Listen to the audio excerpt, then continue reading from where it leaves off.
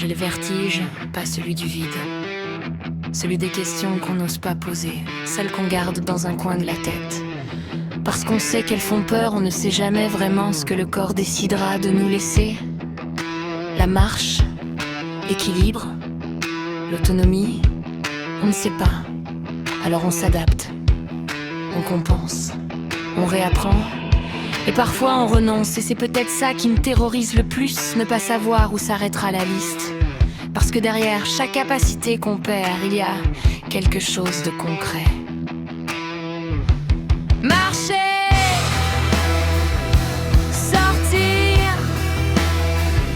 faire les choses simples sans penser qu'un jour elles pourraient devenir difficiles. Ma dignité reste entière, mais mes pertes sont réelles. Et je refuse de faire le deuil de tout ce qui n'est pas encore perdu. Alors j'ai convoqué les philosophes pour essayer de comprendre comment ne pas me perdre dans le mien.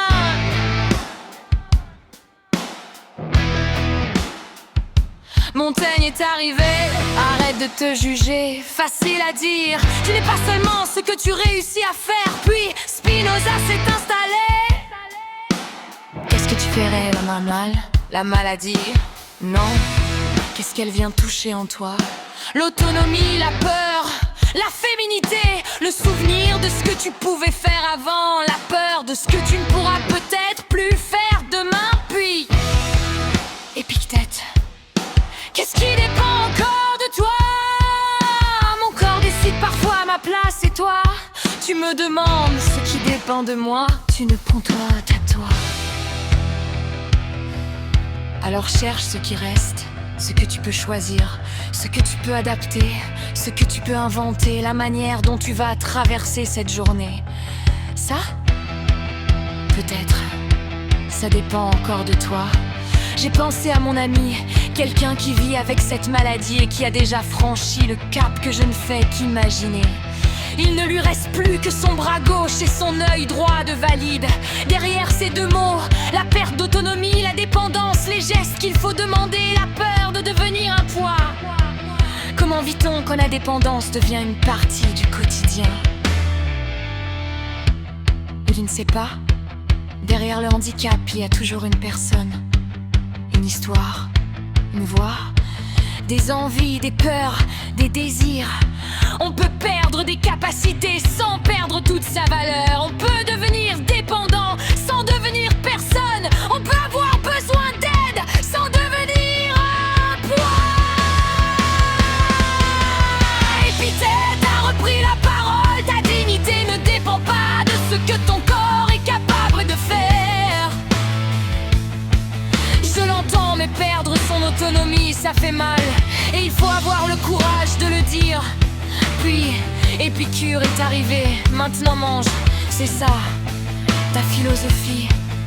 Non, tu n'as pas besoin d'une vie parfaite pour avoir un moment agréable, une musique, un rire, une personne qu'on aime. Aujourd'hui est difficile, mais aujourd'hui n'est pas entièrement foutu. Écrit Nietzsche. Et maintenant? Maintenant quoi? Qu'est-ce que tu vas faire avec ce que la maladie n'a pas réussi à te prendre? Je ne veux pas transformer ma souffrance en chair. Je ne veux pas entendre. Grâce à la maladie, tu es devenue plus forte. Non? Parfois, la maladie fait juste chier. Elle vole, elle limite, elle fatigue, elle impose. Mais elle n'a pas gagné toute la partie. Je peux encore créer, encore désirer, encore me sentir femme. Puis Camus est arrivé, il n'a rien dit pendant un moment. Et si tu n'avais pas besoin de comprendre? Pardon. Et si certaines choses n'avaient simplement pas de réponse? Tu voudrais que ce soit juste, que tout puisse être réparé, mais peut-être que non. Alors, vis quand même, vis, crée. Aime, désir, prépare, crie.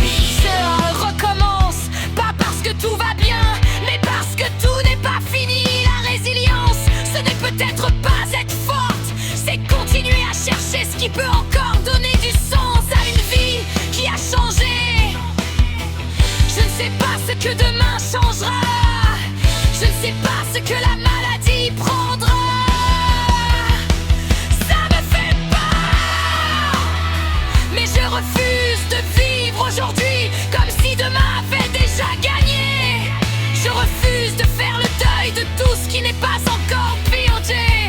Parce que incertitude fait peur, mais l'histoire n'est pas encore écrite à la philosophe. Et maintenant, je ne sais pas.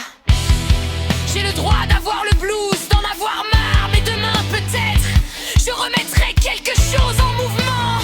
Parce que l'aspect peut me prendre des choses, changer mon corps, changer ma vie. Mais elle ne possède pas toutes mes pensées. Elle ne possède pas ma créativité. Elle ne possède pas mes désirs. Elle ne possède pas mon imagination. Elle ne possède pas mon histoire entière. Et surtout, elle ne possède pas la dernière phrase.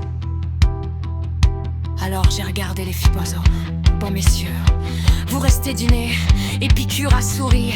Nietzsche a demandé ce qu'on mangeait. Camus n'a rien dit. À mort, j'ai ri. Parce que demain, j'aurai peut-être encore besoin d'eux. Alors j'écris, je vis, je continue. Tant que je suis là, la tête peut bien essayer.